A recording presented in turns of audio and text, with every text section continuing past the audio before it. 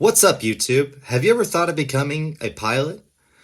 Today will be the first of many episodes where I will take you with me documenting every step of my pathway to becoming a commercial airline pilot.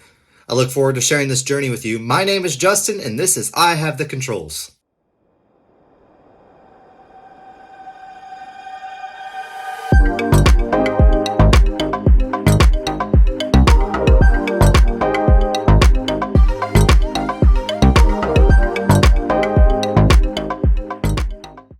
My name is Justin. Welcome to my channel. I've named this docu-series, I guess that's what I'm going to call it. I Have the Controls. I'm going to go through what it's going to take for me to become a commercial pilot, and I'm going to drag you with me. I'm going to try to do my best to get the best footage and give you the best answers, and hopefully you don't have as many hiccups as me when trying to pick a flight school or what to expect in general when you start this process.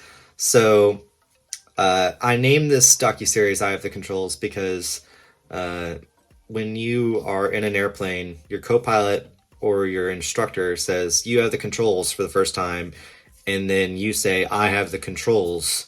That means you're literally flying the airplane, which is what I want to do in my career, which is also what you want to do if you're on this channel. You want to fly airplanes, so you will eventually want to say, I have the controls. So I want to preface all this by saying I've literally only had one whole flight hour. That's right, one. I'm a pro.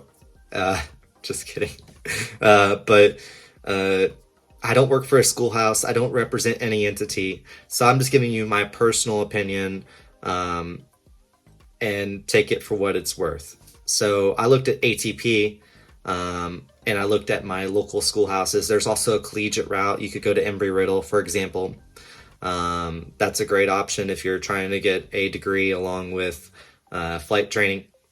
For me, that was not a great route for me. I'd rather do the flight school route. So I was looking at ATP, which is a national flight school. It's about 20 minutes away from me. I live in Louisville, Kentucky. That would have been in Sellersburg. So that'd be about 20 minutes from the airfield, from where they operate. So that's not too bad. The problem I have with ATP is their schedule and their cost. They cost about $120,000. They offer a enticing marketing scheme saying you're going to be a commercial pilot in 7 months. Well, you may have the licensing, but you're not going to have the hours required to be hired. And that's really the brass tacks of where we're at. So I looked at a couple local schools. I ended up choosing a good local school that's going to conform to me. They cost about $70,000, which is a big difference from $120,000. And that does mean less interest, less payments, everything, especially if you finance. I don't know many people that can write a $70,000 check or a $100,000 check just for schooling. That seems a little crazy. So the cost you're going to bear is quite high right off the bat. You'll be able to make money when you get your CFI and you'll start instructing for the school. You need to talk to the schoolhouses and see how many hours you're going to get per month instructing, what you're going to be paid per hour to ensure that you're going to hit the hours necessary in a reasonable amount of time to go work a commercial job. So if you're asking yourself, what's it going to take for me to get into a commercial job? Go look at airlinepilotcareers.com. It's like Glassdoor for aviators, and they really clearly lay out what you're going to make in the future, what's it going to take to get a job with them. And then don't be fooled by the flashy advertising of saying you're going to make $150,000 or some ridiculous amount of money if you sign with them. There's a lot of caveats. Just do your research with each carrier. See what they're all offering, and you know what? It's probably going to change by the time you get the hours necessary to go work for them. So it's an ever-evolving process. Be ready to adapt to it. So you picked a flight school. Great. Do they conform to your schedule? Are they going to allow you to take breaks? Do you need to take breaks? Do you want vacation? With ATP, not an option. It's you're in school. It's more of like a boot camp-esque approach. You are ramrodding through your program 5-6 days a week. multiple hours a day.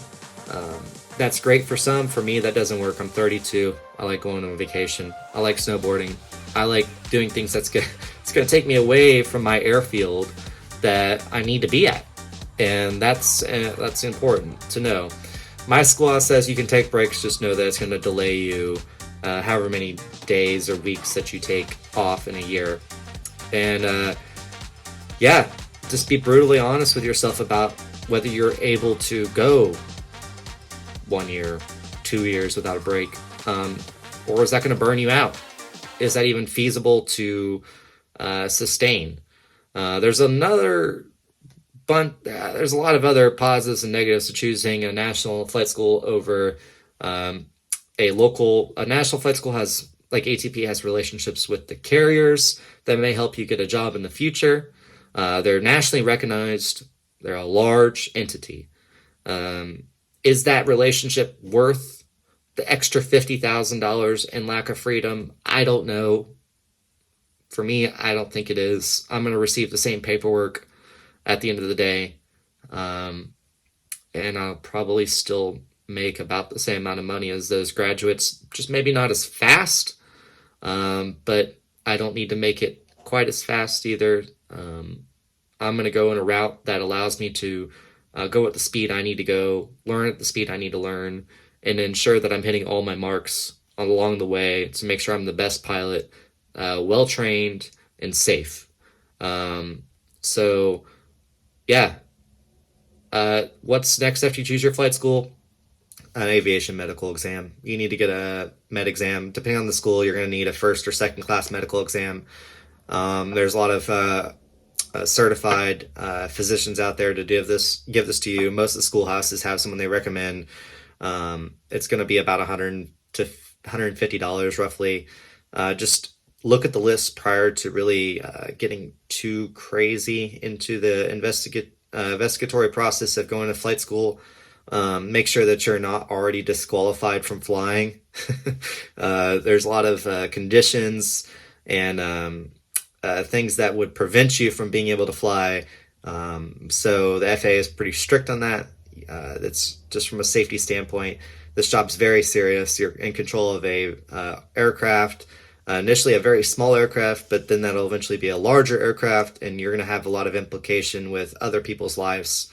So it does come with a degree of seriousness that, you're just going to have to come at this correctly in a mindset of safety and readiness. So once I get my medical exam done here, I will be ready to fly. I'll fly about 5 days a week with my flight school, do online ground school, and then hopefully I'll be done with my instruction in about 10 to 11 months, and I'll start instructing myself, making a per hour amount until I hit my magical number of $1,500. And I'll be viable to get hired onto a regional carrier or Part 135 or a cargo. So, yeah, I look forward to taking you with me. Next episode, I'll hopefully have some footage of me flying.